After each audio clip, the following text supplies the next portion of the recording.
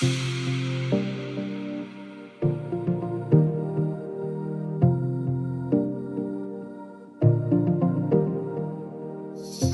and welcome to GreenFleet Talks. My name is Kate Armitage and I'm your host for the discussion today.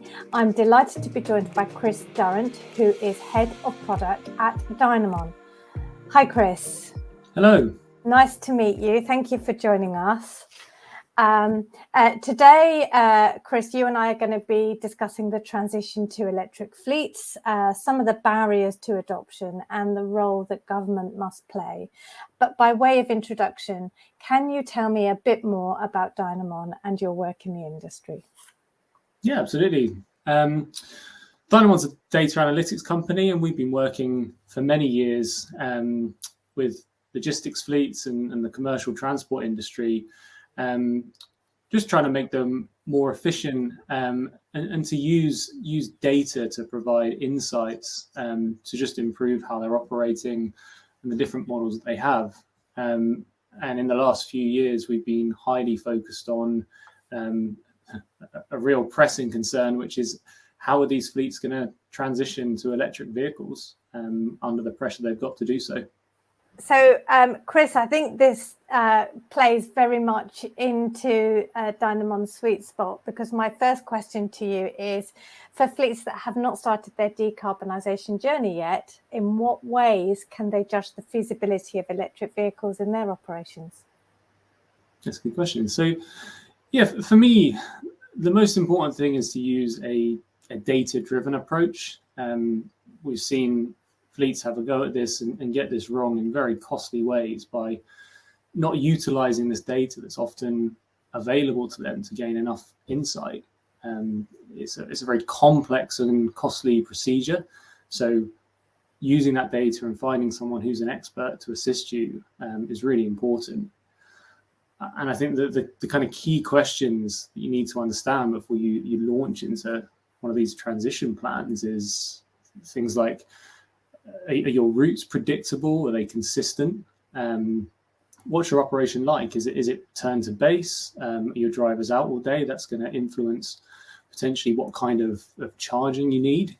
But are there vehicles out there that can perform the operation that you're doing? Your operation is probably quite unique. Does the technology exist to actually be able to manage it?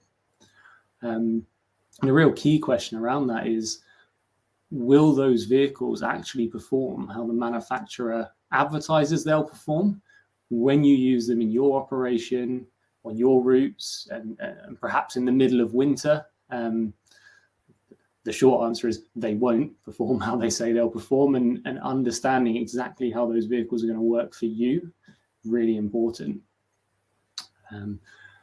Understanding the infrastructure you're going to need to support those vehicles is key as well. So do you have the space to install it? What's the load going to look like on the grid at your sites once you get these EVs operational? You're going to need to upgrade that site capacity. Your vehicle's actually going to be able to charge on your sites, or are they going to need to access destination charging? Your vehicle's going to have to charge at home. If your drivers are going to have to charge them at home, can they install the chargers? Estimated maybe 20 to 40% of driver homes will actually be able to have chargers in them, or people will be willing to put chargers in them. And if that's not possible, you're going to need to charge on a public network. And then does that network exist, and will it be available to you? So there's a lot of questions here, and they're complicated questions that require complex analysis, and that analysis is often on very large data sets. The cost of not. Oh, sorry. And Chris, do you at Dynamon, you must be seeing the reality of the data for fleets that have introduced electric vehicles. You were talking about, will the vehicle perform as the manufacturer says it will? What's your experience of this, and what advice do you give to your clients who are in this feasibility stage? Yeah, so the way that performance is standardized for electric vehicles, there's something called the WLTP drive cycle. It's a 30-minute standard piece of driving that's really useful for benchmarking vehicles against each other. but is really bad at predicting how a vehicle is going to perform in a specific operation. There's a number of things about that drive cycle which just aren't representative or realistic of the real world. It's got no hills in it. It's all done at 23 degrees C. I mean, in the UK, you almost never 23 degrees C. So in almost all cases, these vehicles are not going to get the range that the manufacturer is saying they'll get. And it's really important to understand what that range is for you. And you also have considerations like manufacturers saying that the range is stated from 100% battery to 0% battery. But then the manufacturer tells you, well, you should only operate this vehicle, say, between 80% and 20%. Yeah. So there's a lot of conflicting information out there. And yeah, this is where we come in. We can help with that. Great. And Chris, you mentioned where will you charge the vehicles? Are they returned to depot? Will there be a need for home chargers? And you've also mentioned public charging and destination charging. There has been some criticism of the public charging network. Probably in the last 12 or 18 months, the number of vehicles coming onto the road has increased much more dramatically than the infrastructure, and it doesn't appear to be keeping pace. But what's your view on this? What's your experience? Well, actually, I have some personal experience of this because I drive an EV and I often do quite long distances in it. So I've experienced this network firsthand. And yeah, my experience is that some networks actually vastly exceed the amount of vehicles using them. Tesla's a really good example of this.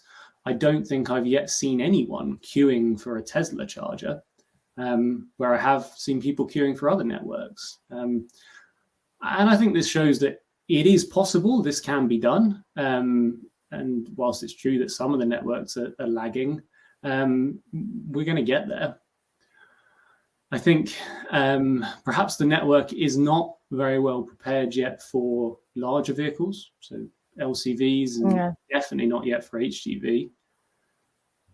So I think that there's additional considerations that need to be made for these vehicle types. Yeah, there definitely is, Chris, and because the network isn't being built at the moment with those vehicles in mind, and they're often in car parks that have height restrictions. The bays aren't big enough for the vehicle to fit, or indeed, if it's a rapid or high-powered charger, the cable isn't long enough to reach the outlet on the vehicle. So definitely lots and lots of work to happen for the truck sector. I agree. And what about we've talked about all the considerations that need to be taken into account from the feasibility point of view. But what are the real barriers that you're coming up against when you're working with your clients? Yeah, I mean, there's a lot. I mean, the most common one is probably fleets just not knowing where to start. It's a completely new space and they just don't have the in-house knowledge to make good decisions. There's so much to consider. There's infrastructure, energy, regulations, the operating patterns, and I think they can feel quite swamped by this. Mm-hmm. I guess more specifically, I think the sort of fear that vehicles won't be able to perform. Range anxiety is still a major factor. Yeah. Home charging availability. I think the impact on the operational time and the shift patterns is a big concern. Like, will drivers end up wasting time during their shifts charging? And all of these things are solved by detailed understanding. So, for instance, that one. So, if you understand your charging requirements and you understand that you can create good schedules. If you can forecast your charging need and where you're going to need to charge, you can start to align that with your driver breaks. And this whole thing about starting to understand, and then that comes from the data, doesn't it? You know, so if someone is using your system for their planning and optimization, you'll gradually be learning, you know, that vehicle needs to have maybe a slightly longer break, or actually you put a smaller payload in that vehicle, and so on and so on. Well, you've just said two things which I think fleets would definitely not like to hear. I think Right. those are two changes to the operational pattern. So what we're trying to do is if you can make this transition without changing what you're currently doing. If you can replace vehicles like for like, if you can keep driver shift patterns the same, that's what fleets are going to want to do. It's not always possible. And when it's not possible, then again, you've just got to understand the changes you've got to make and how that's going to impact you. But yeah, our experience is if fleets can get away with it, they do not want to change what they're doing. Yeah, well, I mean, you are right. I think there will come a point on this electrification journey where all of those vehicles have been switched and things need to change operationally. But it's a very good point that that's not what fleets want. That's not what they're asking for. You mentioned regulation briefly, and that does kind of lead me on to the work that government is doing to support this transition. So they have already laid out the ZEV mandate. They are putting incentives into public charging infrastructure and also grants for workplace infrastructure as examples. What more would you like to see government doing?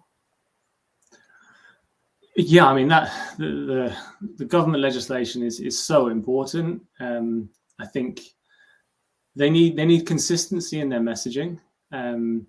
I think there's been some level of EV sort of scaremongering, and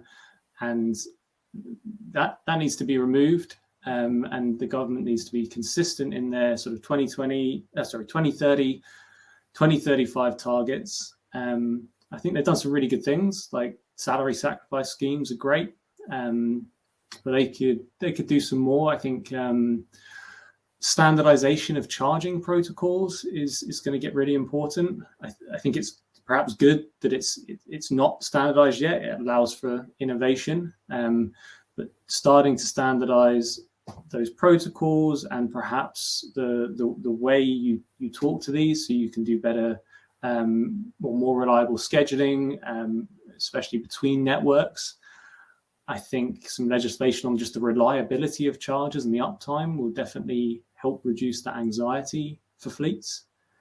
And that's coming, right? Because we now have the consumer experience law that's going through at the moment, which mandates this 99% uptime for public charging infrastructure. I know that doesn't necessarily address SLAs in the workplace, but I definitely think that will make a big difference. And putting the consumer needs at the heart of this is so important.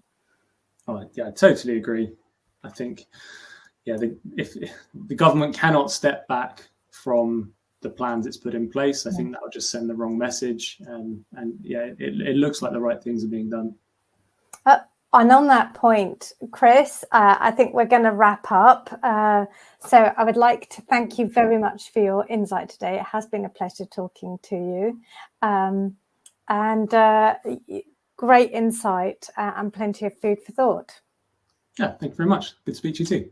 Good to speak to you. Now, that is about all we've got time for. So I'd like to say thank you to Dynamon for joining GreenFleet Talks. And thank you for watching. Please tune in to GF365 again soon.